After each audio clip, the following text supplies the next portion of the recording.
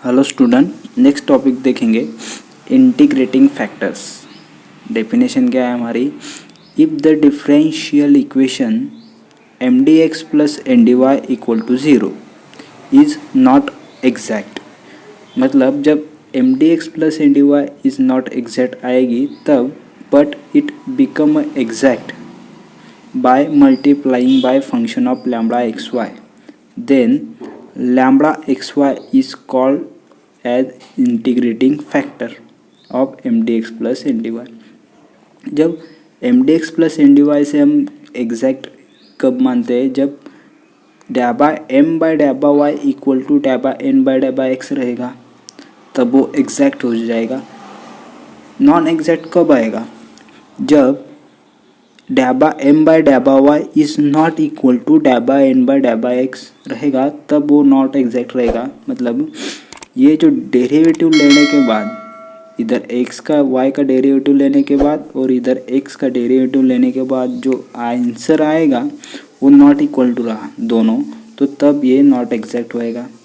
तो not exact होने के डिफरेंशियल इक्वेशन को एग्जैक्ट में कन्वर्ट करना है तो हम उसको lambda is a function of X Y से मल्टीप्लाई करेंगे। तो मल्टीप्लाई करेंगे तो जो एम डी एक्स को हम, जो डिफरेंशियल इक्वेशन को हम मल्टीप्लाई करेंगे तो उसको बोलेंगे integrating factor. Lambda X Y से जो मल्टीप्लाई करेंगे डिफरेंशियल इक्वेशन को तो उसे कहेंगे हम integrating factor. Integrating factor multiply करने के बाद हमारा डिफरेंशियल इक्वेशन जो है एग्जैक्ट हो जाएगा। तो एग्जैक्ट हो गया तो हमारा नॉर्मल प्रॉब्लम हो गया, यानी जनरल सॉल्यूशन निकालना पड़ेगा। ये हो गया। तो उसका फर्स्ट रूल है, if the differential equation M D X plus N D Y equal to zero is homogeneous.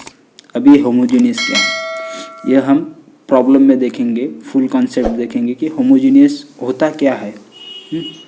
तो is homogeneous then integrating factor equal to 1 by M X plus N Y, but M X plus N Y is not equal to zero. यानी M X plus N Y zero नहीं होना चाहिए, वो कुछ value होनी चाहिए। यानी समझो ये ज़ीरो, यानी प्लस में होनी चाहिए नहीं तो माइनस में होनी चाहिए, बट ज़ीरो नहीं होनी चाहिए। तो फर्स्ट हमें अभी इसको एग्जैक्ट में कन्वर्ट कैसा करेंगे? तो फर्स्ट स्टेप है इंटीग्रेटिंग फैक्टर मल्टीप्लाई करेंगे डिफरेंशियल इक्वेशन से। तो integrating factor into M D X plus integrating factor into N D Y equal to zero, इसे इक्वेशन 1 मानेंगे। तो इक्वेशन 1 इज़ एग्जैक्ट बन जाएगा। तब हमें उसका जनरल सॉल्यूशन निकाल सकते हैं। Integration y equal to constant M D X plus integration term n not containing x, यानी यहाँ पे x की कोई भी टर्म नहीं लेनी, सिर्फ y की टर्म आनी चाहिए, तभी इंटीग्रेशन में उसको डाल सकते हैं।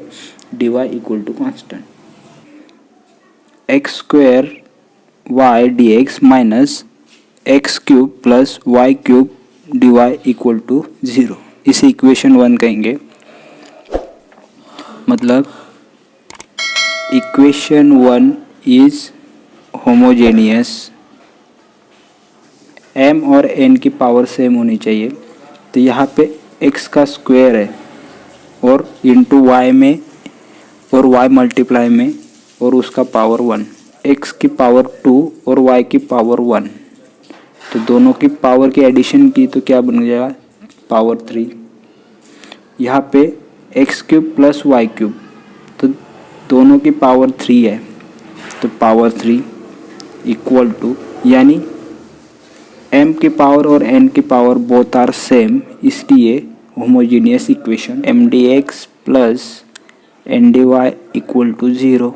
डी एक्स के बाजू में m है तो ये डी एक्स ये m बन गया। तो m को सेपरेट लिख लेते हैं एक्स स्क्वायर वाई, और n को भी सेपरेट लिख सकते हैं डी वाई के बाजू में n। तो n क्या हुआ? X cube plus Y cube. तो m को पार्शियली y से डिफ्रेंशिएट करेंगे, डैबा m बाय डैबा y।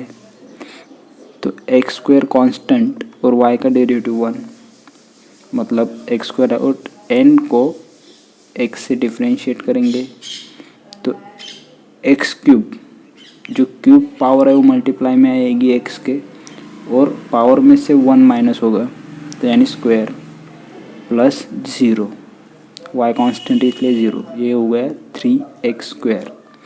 इसका मतलब डाबा m बाय डाबा y is not equal to डाबा n बाय डाबा x, कि दोनों का जो डेरिवेटिव लेने के बाद दोनों वैल्यू अलग आया, इसलिए not equal to.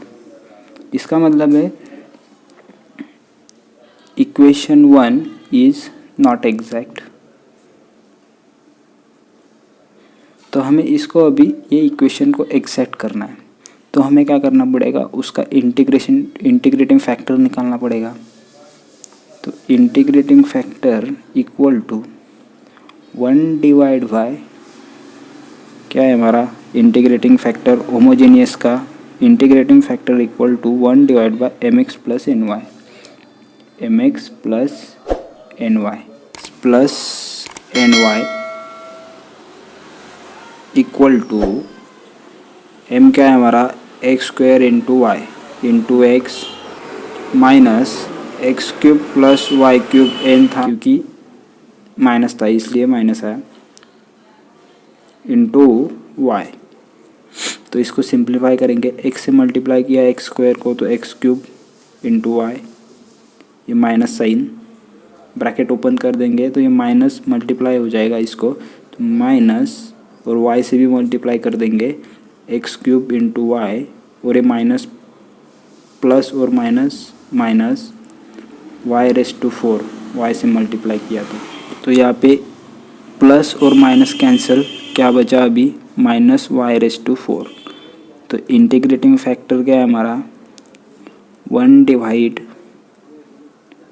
M X plus N Y, तो 1 divide M X plus N Y क्या है हमारा माइनस y⁴, तो माइनस साइन ऐसा भी आएगा माइनस y⁴। अभी ये इंटीग्रेटिंग फैक्टर को हम डिफरेंशियल इक्वेशन से मल्टीप्लाई करेंगे, तो हमारा डिफरेंशियल इक्वेशन क्या है x² dx minus x³ plus y³ dy equal to 0 था।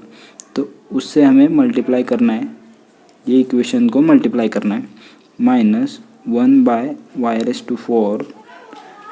x² dx माइनस ये माइनस और ये minus plus divided y⁴ x³ plus y³ dy equal to 0। ये y कैंसिल और इधर का y कैंसिल, यानी कितना बचा, इधर क्यूब बचा, क्या बचा अभी x² divide bye y³ dx plus अभी 1 बाय y⁴, ये वाली टर्म को मल्टीप्लाई करेंगे, अभी इसको मल्टीप्लाई किया क्या हुआ x³ y⁴ plus y³ y⁴ dy equal to 0। Cube cancel, minus x² divided y³ dx plus x³ divide by y⁴ plus 1 by y dy equal to 0।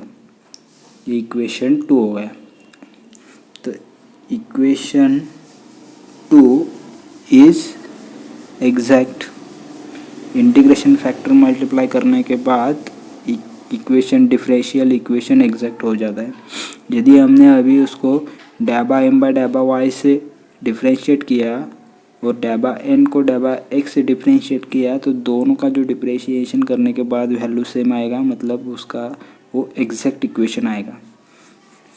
तो इक्वेशन एग्जैक्ट आ गया तो जनरल सॉल्यूशन निकाल सकते हैं। अभी general solution is integration y equal to constant m क्या है हमारा अभी m है minus x² divide by y cube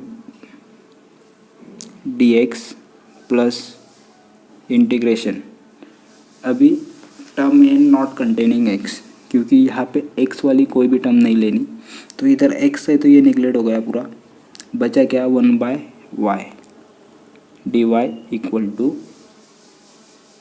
constant. तो इंटीग्रेशन लेंगे अभी, इसका इंटीग्रेशन क्या आएगा, अभी x के पावर में 2 है, dx से इंटीग्रेशन ले रहे तो x मल्टीप्लाई होगा, यानी माइनस x मल्टीप्लाई किया तो पावर 3 हो जाएगी, वही पावर डिनोमिनेटर में आएगी, और वाई क्यूब कांस्टेंट है plus log y equal to constant. This is the answer.